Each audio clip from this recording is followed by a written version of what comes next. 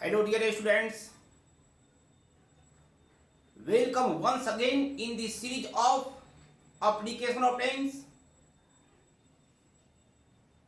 As you all know, I have taught various rules regarding present tense. Under present tense, I have taught present indefinite tense, present continuous tense, present perfect tense, present perfect continuous tense, and their application elaborately, clearly. I expect you all will be enjoying my teaching and sincerely following what I have already taught through previous videos. Today, before this video number 6, I want to remind you all that through video number 5, I asked a few questions to be answered. Most of the students messaged me answers, and I feel proud that most of them made correct answers. Therefore, I congratulate you all. But I also want to tell you a few students committed mistakes. Here I wrote, here I have written the answer of the questions asked in video number 5.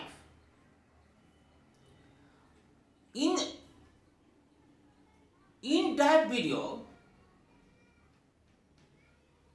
the first question was the work finish. The work finish. 1 minute. The work finish already. The work finish already. The work finish already. This was the first question. But most of you made mistake. Now listen in Hindi. उस video number 5 में ये first question था. बहुत लड़के इस question को गलत बना दिए. कुछ लड़के ऑलरेडी इंडिकेटर पर ध्यान नहीं दिए. हम आपको स्पष्ट रूप से लिखवा दिए हैं ऑलरेडी का प्रयोग सामान्यतः प्रेजेंट परफेक्ट टेंस में करें. तो आप लोग में से अधिकांश लड़के इसका जवाब दूसरे टेंस में दे चुके हैं जो रॉन्ग है. सबसे इंटरेस्टिंग बात यह है कि हम कितनी बार आपको बताया, पूरे सीरीज में बताते रहे हैं और आगे भी बताते रहेंगे कि जब भी आप क्रिया का करेक्ट फॉर्म सप्लाई करें तो उस वाक्य का स्वरूप को देखें कि वह एक्टिव है या पैसिव है. इस पर अधिकांश लड़के विचार नहीं किए.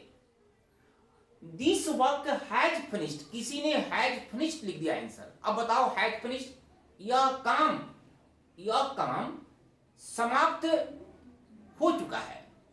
यह काम समाप्त किया जा चुका है सही है कि यह काम समाप्त कर चुका है सही है? दी वर्क मीन्स काम समाप्त कर चुका है, क्या यह सही है? बिल्कुल गलत है। यह काम को समाप्त किया जा चुका है। इस प्रकार इसका आंसर होगा, यह काम को समाप्त किया जा चुका है, इसलिए इसका आंसर होना चाहिए has been finished in passive, present perfect in passive. Therefore, first का आंसर डी होना चाहिए, हैज बीन फिनिश्ड।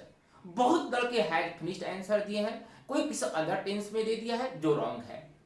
तो आप लोग सभी रूल्स को पढ़ करके ये आंसर को देखकर एक बार फिर क्वेश्चन को सॉल्व करना। हम अगले वीडियो में यदि आपको कोई प्रॉब्लम हो तो मैसेज करना। अगले वीडियो में वीडियो नंबर 7 में हम इसका एक्सप्लेनेशन कर देंगे। आज हम लोग वीडियो नंबर 6 के माध्यम से हम आगे पास्ट पढ़ने जा रहे हैं। तो पास्ट में आप याद करो, पास्ट में उसी प्रकार पास्ट इंडेफिनिट, पास्ट कंटिन्यूअस इत्यादि का हम लोग वेरियस रूल्स पढ़ेंगे। तो यहां पर अब हम लोग हेडिंग लगाएंगे past tense. Past tense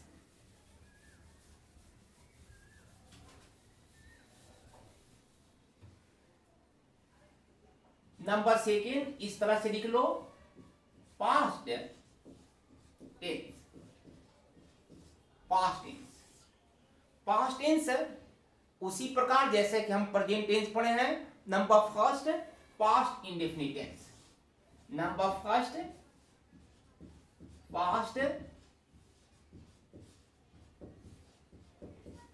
past indefinite tense, in this manner past indefinite tense.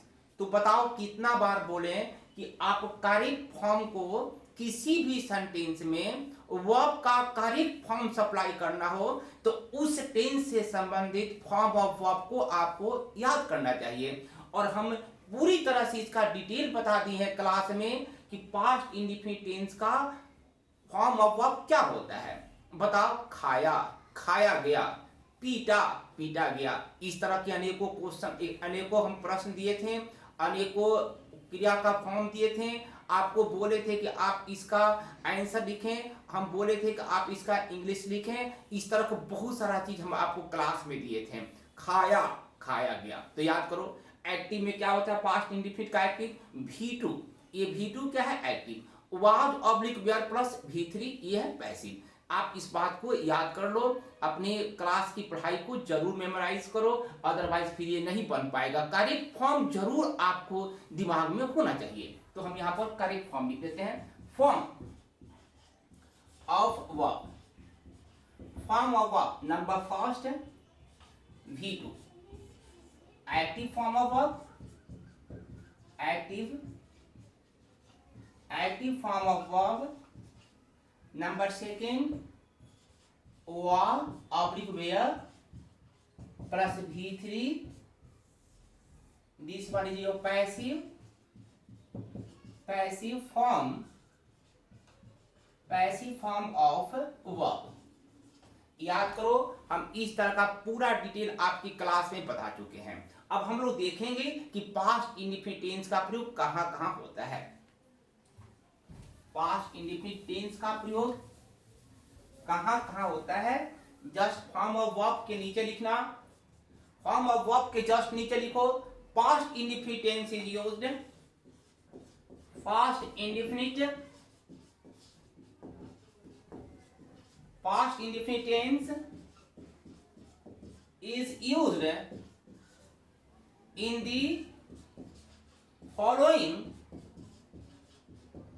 the following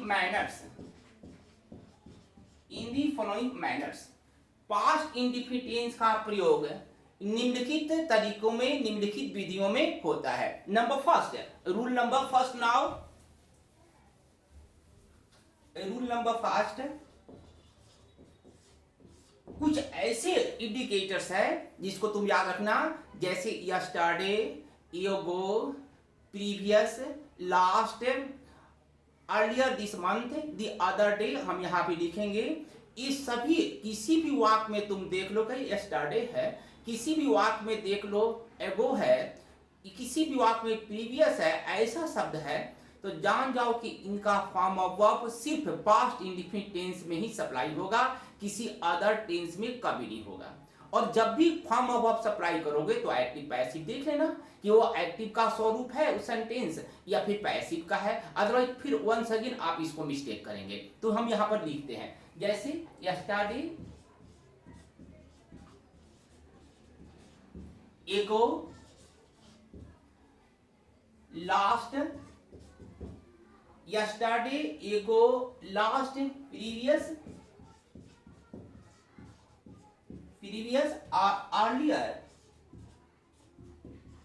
earlier this day या फिर मंथ या उसी प्रकार नाइट, the other day या फिर वीक, लाइक दैट, कुछ भी इस तरह से ETC का प्रयोग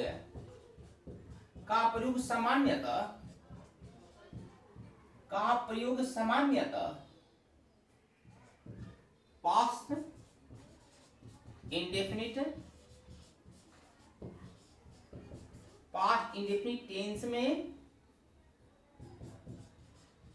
टेंस में करें। जरूर तुम लोग इतना दिन से पढ़ रहे हैं तो जरूर समझ गए होंगे। बहुत सारा इंडिकेटर लगातार सभी टेंस में लिखवाते जा रहे हैं।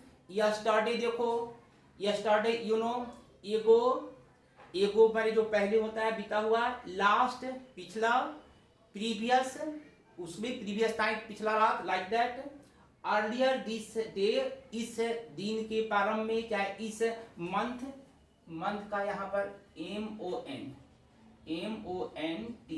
लाइक दैट, मंथ या नाइट, जो भी है, earlier this day, earlier this month, earlier this night, कुछ भी, अर्लियर दिस ईयर भी हो सकता है। उसी प्रकार the other day, the other week, the other month, कुछ भी इस तरह से जितना भी, यानी आपको याद रखना है यस्टरडे, एगो, last, previous, earlier, the other का ETC का प्रयोग सामान्यतः पास्ट इंडेफिनिट टेंस में होता है। यदि आप कभी भी यस्टरडे देख लो, कभी भी एगो देख लो, कहां किसी भी सेंटेंस में लास्ट देख लो, तो जानो कि इनका प्रयोग सिर्फ पास्ट इंडेफिनिट टेंस में होगा।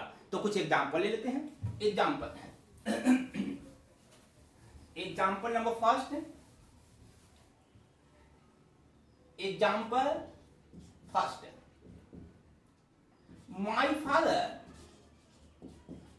my father go to Patna yesterday। बताओ, yesterday यहां से देख लो, yesterday पास्ट इंडेफिनिट टेंस का इंडिकेटर है, और जब पास्ट इंडेफिनिट टेंस का इंडिकेटर है तो गो का सेकंड फॉर्म यानी पास्ट इंडेफिनिट का एक्टिव फॉर्म लगेगा। देख लो सेंटेंस एक्टिव है, इसलिए आंसर वेंट, उसी पर नंबर सेकंड ध्यान रखना। Suppose this work complete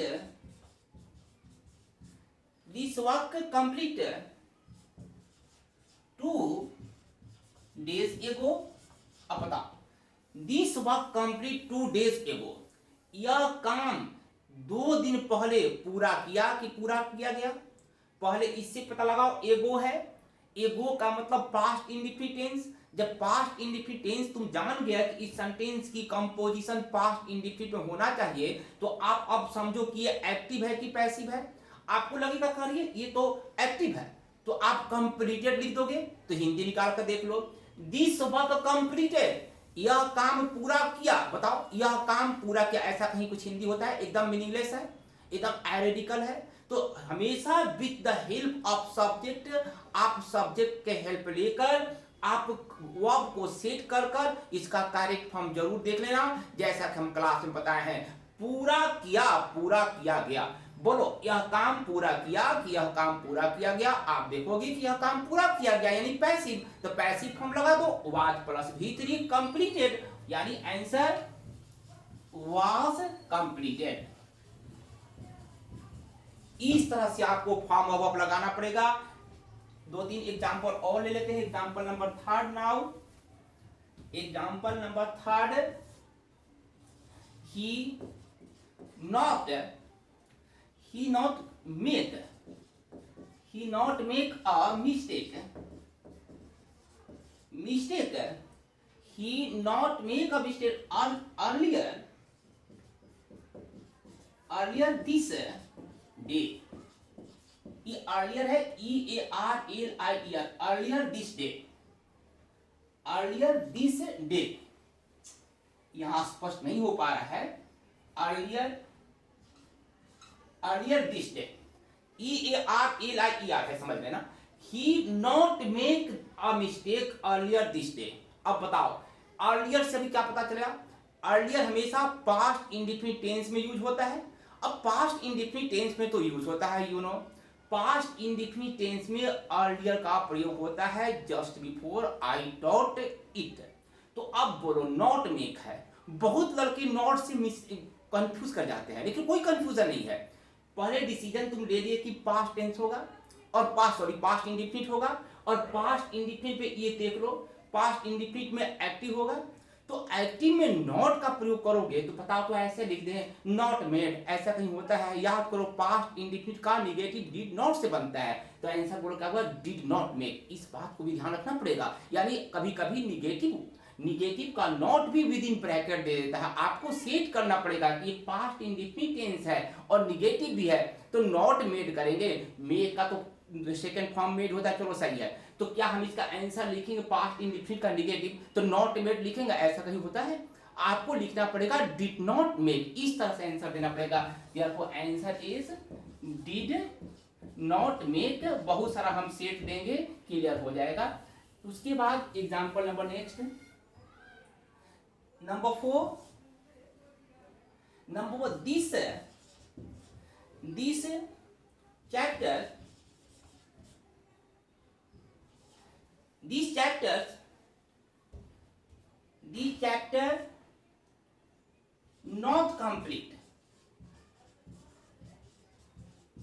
this chapter not complete, in last class। अब बताओ, this chapter within bracket not complete in last class। अब बताओ ई लास्ट क्या है? ई लास्ट क्या है? ई लास्ट पास्ट इंडिफिनिट टेंस का सूचक है, और जब ये पास्ट इंडिफिनिट टेंस का सूचक है तो तुम जरूर समझ गए होगे कि ये सेंटेंस की कंपोजिशन पास्ट इंडिफिनिट टेंस में होना चाहिए। और जब पास्ट इंडिफिनिट टेंस में होना चाहिए, तो अब बताओ तो this chapter did not complete, इसका हिंदी क्या हो जाएगा? ये चैप्टर कंप्लीट नहीं किया। बताओ ऐसा कहीं होता है? इस चैप्टर को कंप्लीट नहीं किया गया, ये सेंस में आएगा was not completed. Therefore answer is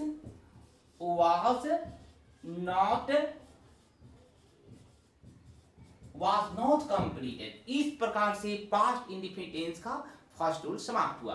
अब rule number second,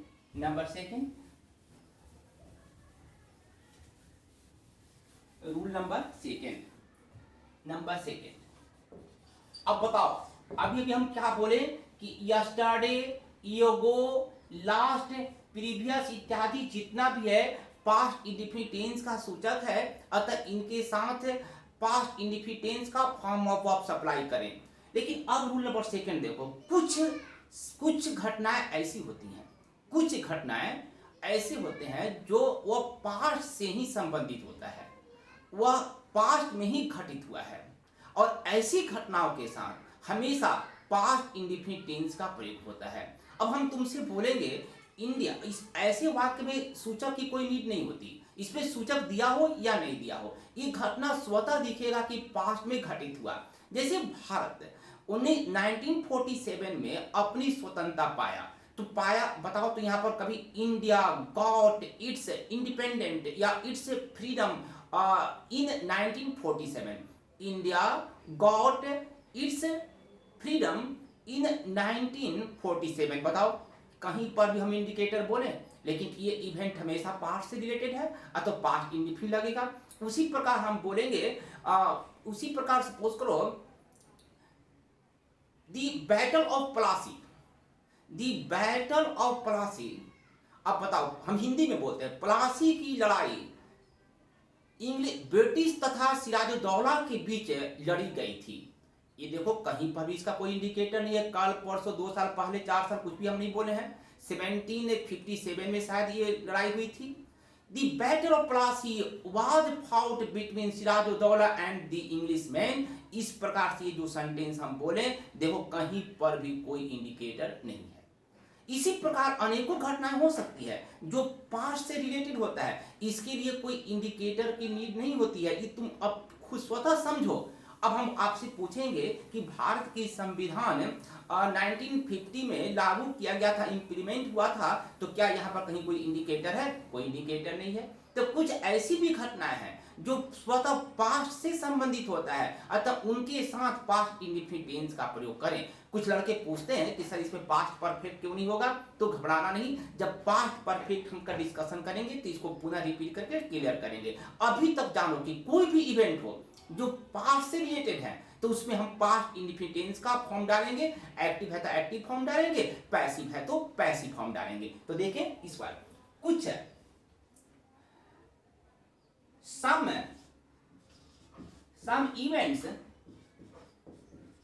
events are related to past। some events are related to past, so the sentence of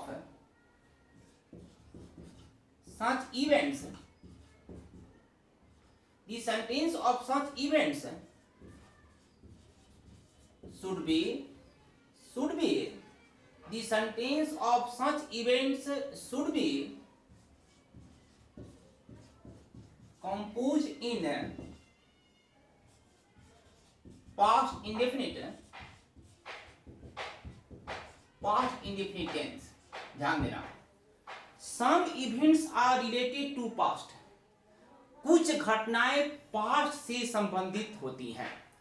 some events are related to past, कुछ घटनाएं past से संबंधित होती हैं। so the sentence of such events, इसलिए ऐसी घटनाओं के वाक्यों को कह देते हैं सेंटेंसेस को। so the sentences of such events, ऐसी घटनाओं के वाक्यों को शुड बी कंपोज्ड होना चाहिए इन पास्ट इंडेफिनिट टेंस में। एक बार और सुन लो, कुछ घटनाएं पास्ट से संबंधित होता है, कुछ घटनाएं पास्ट से संबंधित होता है, अतः ऐसी घटनाओं के वाक्यों को हमेशा पास्ट इंडेफिनिट टेंस में कंपोज करना चाहिए, बनाना चाहिए। कुछ एग्जाम्पल ले लेते हैं। Example number first,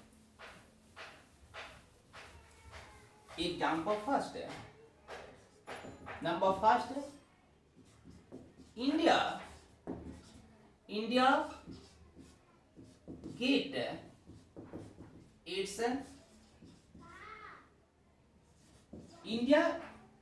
gate its freedom in 1947। बताओ, India within bracket get its freedom in 1947। India 1947 में अपनी स्वतंत्रता पाया। ये बताओ किसी अदर टेंस में होगा?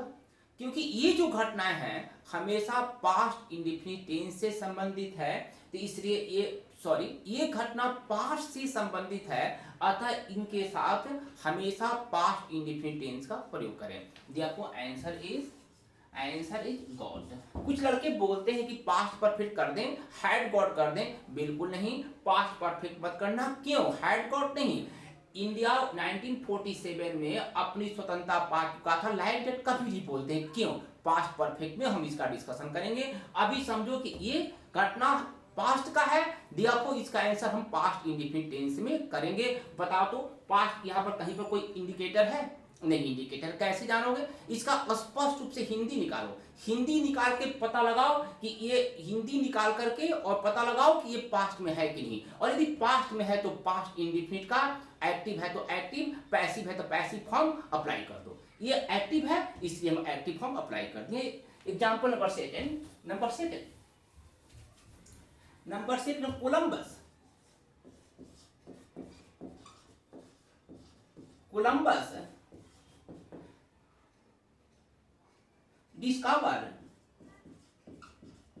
Discover America. Columbus discover America. बताओ, कोलंबस अमेरिका का खोज किया, कोई इसका कोई पास्ट में ही घटना है ना, तो क्या पास्ट छोड़कर किसी अदर टेंस में बनेगा? जब भी बनेगा तो पास्ट में ही बनेगा। तो तुम पूछोगे कि पास्ट में हम किस पास्ट में इसका बनाए, तो पास्ट इंडेफिनिट टेंस में। क्यों? क्योंकि अभी हम बोले हैं कि बीते हुए समय का, पास्ट का जितनी भी इवेंट्स हैं उनको हम पास्ट इंडेफिनिट में ही बनाते हैं, पास्ट परफेक्ट इत्यादि में कभी नहीं। देयरफॉर इसका भी answer discovered. Example number third now, discovered. Answer क्या था? Discovered. Number third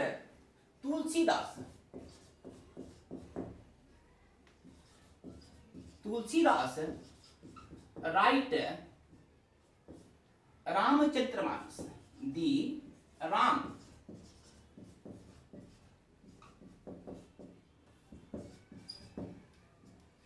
Ramcharitmanas.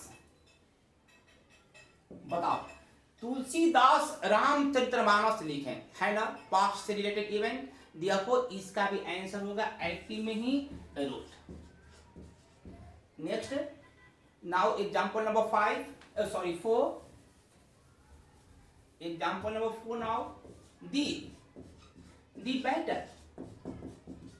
Battle of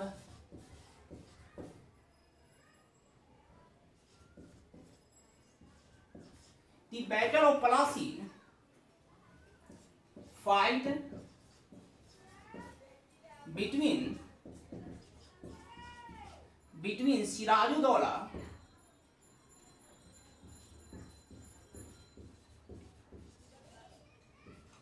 and the English men East India Company भी आप लिख सकते थे। The Battle of Plassey within bracket fight between Sirajuddaula and Englishman. अब बताओ, ये बैटल ऑफ प्लासी जो 1757 हुआ था, निसंदेह तुम जानते हो कि ये पास्ट की इवेंट है। तो जो पास्ट की इवेंट है तो पास्ट इंडेफिनिट टेंस होगा। अब तुम खुद निर्णय लो कि पास्ट इंडेफिनिट टेंस का एक्टिव होगा कि पैसिव होगा। देख लो, बैटल ऑफ प्लासी की लड़ाई, लड़ा गया। हम आपको बताया है, पीटा गया, लड़ा गया, खाया गया। पूरा डिटेल में हम आप लोग को बता रहे थे। तो प्लासी की लड़ाई लड़ा गया, यानी answer passive, was fought. Now question, last example number 5। Example number 5, the Indian constitution.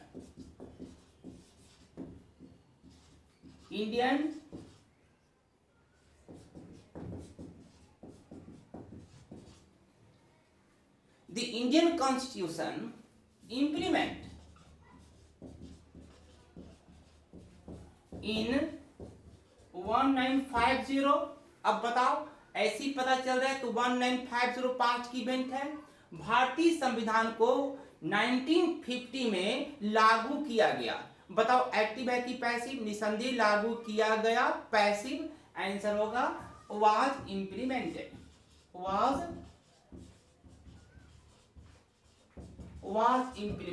इस प्रकार पास्ट इंडेफिनिट टेंस का सेकेंड रूल समाप्त हुआ। नाउ पास्ट इंडेफिनिट का rule number third.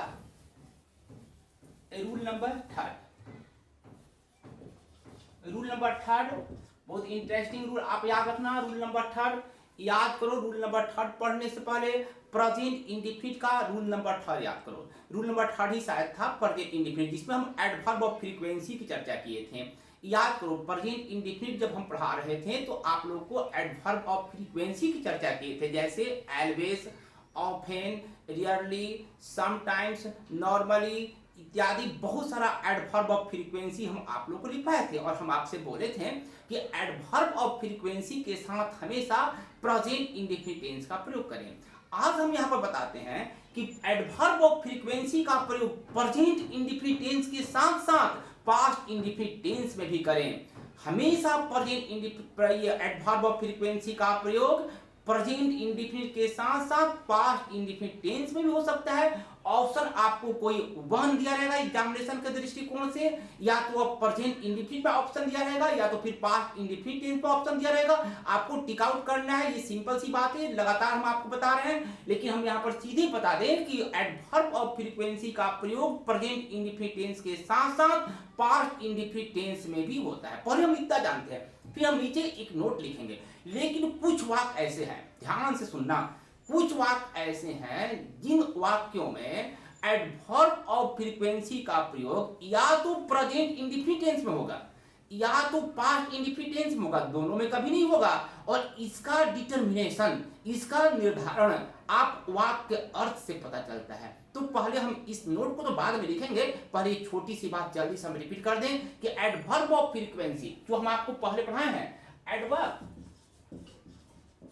Adverb of, हम यहां पर कुछ आपको मेमोराइज के लिए कुछ एडवर्ब ऑफ फ्रीक्वेंसी दे रहे हैं। जैसे एडवर्ब ऑफ फ्रीक्वेंसी एक दो लिख, ऑलवेज, ऑफन, नेवर, समटाइम्स। आप प्रेजेंट इंडेफिनिट को पढ़ करके देख लेना कि कितना एडवर्ब ऑफ फ्रीक्वेंसी है। यहां पर हम केवल 4 एडवर्ब ऑफ फ्रीक्वेंसी लिखे हैं आपको याद दिलाने के लिए कि एडवर्ब ऑफ फ्रीक्वेंसी ऐसा होता है। आपको मेमोराइज करने के लिए हम ऐसा यहां पर लिख दिए हैं। अब देखो, एडवर्ब ऑफ फ्रीक्वेंसी का प्रयोग प्रेजेंट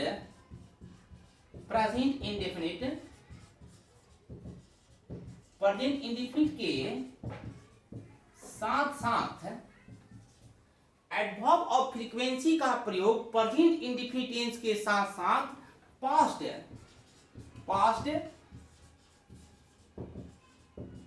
प्रेजेंट इंडेफिनिट टेंस के साथ साथ past indefinite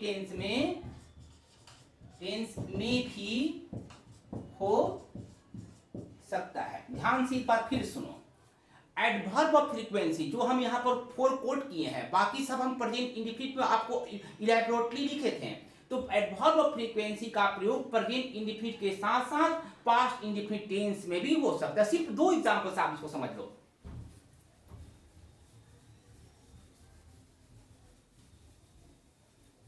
example number first, simple example हो, ही always come here। बताओ, ये always come here, always है ना एडवर्ब फ्रीक्वेंसी। आप इसका आंसर आराम से प्रेजेंट इंडेफिनिट टेंस में कम्स दे सकते हैं। आज समझो कि कम्स के साथ साथ आप केम भी लिख सकते हैं, इसलिए आंसर कम्स और केम ये दोनों सही है। आंसर कम्स भी सही है और केम भी सही। एग्जांपल नंबर एक और ले लेते हैं, दे often do this work। बताओ, वे लोग प्राय इस काम को करते हैं। एक प्रेजेंट इंडेफिनिट में आंसर दे दो, डू। और अभी हम बोले कि प्रेजेंट इंडेफिनिट के साथ साथ आप चाहें तो पास्ट इंडेफिनिट टेंस में आंसर दे सकते हैं, इसलिए आंसर डी, यानी बोथ करेक्ट। प्रेजेंट इंडेफिनिट भी करेक्ट और पास्ट इंडेफिनिट भी करेक्ट, डू का भी टू डिड होता है। इस प्रकार से हम इसका एडवर्ब ऑफ फ्रीक्वेंसी का आंसर प्रेजेंट इंडेफिनिट के साथ साथ पास्ट इंडेफिनिट भी दे सकते हैं। जो भी ऑल्टरनेट्स दिया रहेगा आपकी परीक्षाओं में, तो उसमें केवल एक अल्टरनेट या तो प्रेजेंट इंडेफिनिट या तो पास्ट इंडेफिनिट दिया रहेगा, दो नहीं दिया रहेगा तो दोनों सही हो जाएगा। ऐसा होता नहीं है, कोई ना कोई एक ही ऑल्टरनेट दिए रहेंगे, उनमें से आपको पिक आउट करना है। इस प्रकार से आप समझ गए होंगे कि एडवर्ब ऑफ फ्रीक्वेंसी का प्रयोग प्रेजेंट इंडेफिनिट के साथ साथ पास्ट इंडेफिनिट टेंस में भी होता है। लेकिन अब हम यहाँ पर एक नोट पर विचार करेंगे। नोट, जस्ट नीचे एक नोट देखो,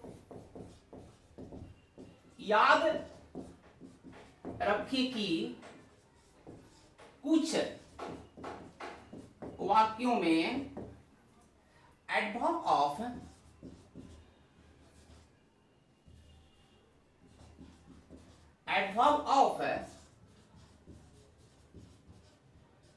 एडवर्ब फ्रीक्वेंसी का प्रयोग या तो प्रेजेंट इंडेफिनिट टेंस में होगा या पास्ट इंडेफिनिट टेंस में, या तो प्रेजेंट इंडेफिनिट टेंस में होगा या पास्ट इंडेफिनिट टेंस में, दोनों में कभी नहीं, दोनों में कभी नहीं इसका पता वाक्य के अर्थ से इसका पता वाक्य के अर्थ से चलता है। इस तरह का देखो, ध्यान सुनना, एग्जाम्पल से स्पष्ट हो जाएगा। जब हम एग्जाम्पल देंगे तो क्लियर हो जाएगा, लेकिन पहले रूल समझ जाओ। याद रखें कि कुछ वाक्यों में एडवर्ब ऑफ फ्रीक्वेंसी का प्रयोग या तो प्रेजेंट इंडेफिनिट टेंस में होगा या तो पास्ट इंडेफिनिट टेंस में होगा, दोनों में कभी नहीं। इसका पता वाक्य के अर्थ से चलता है। तो पहले वाक्य ले लेते हैं, अपनी पता चल जाएगा, तुम खुद बोलना। देखो वाक्य के अर्थ, बड़ा इंटरेस्टिंग एग्जांपल हम आपको दे रहे हैं। एग्जांपल नंबर फर्स्ट,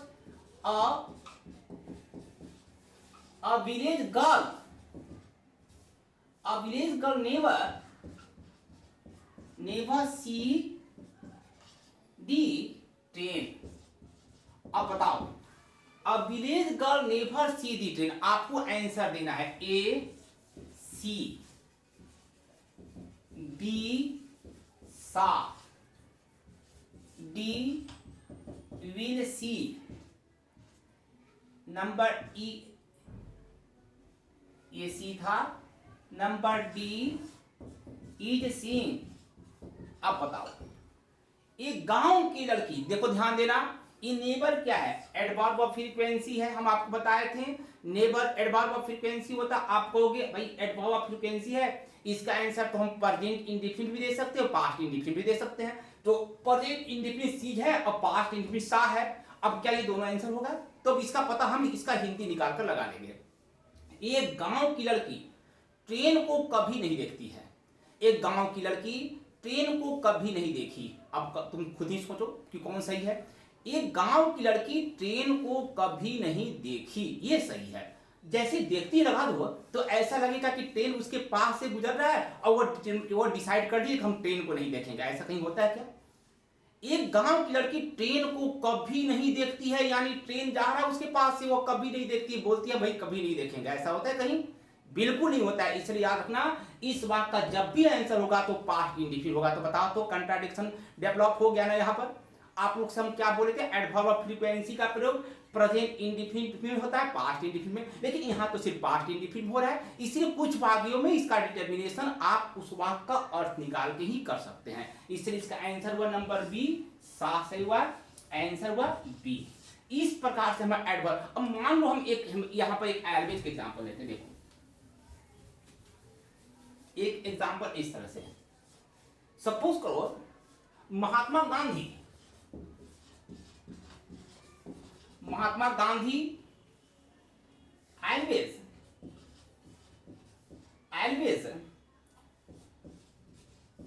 speak दी लूम भी लिख सकते हो। दी लूम का मतलब करघा होता है, जो करघा।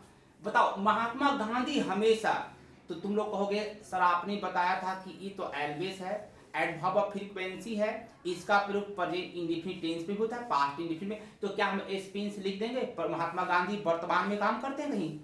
महात्मा गांधी लूम को, करघा को स्पिन करते थे, मीन्स चलाते थे। स्पन होना चाहिए, आंसर का होगा स्पन, SPAN, स्पन, ये आंसर होना चाहिए। ठीक है, इस प्रकार से पास्ट इंडेफिनिट टेंस का हम लोग 3 रूल पढ़ चुके हैं।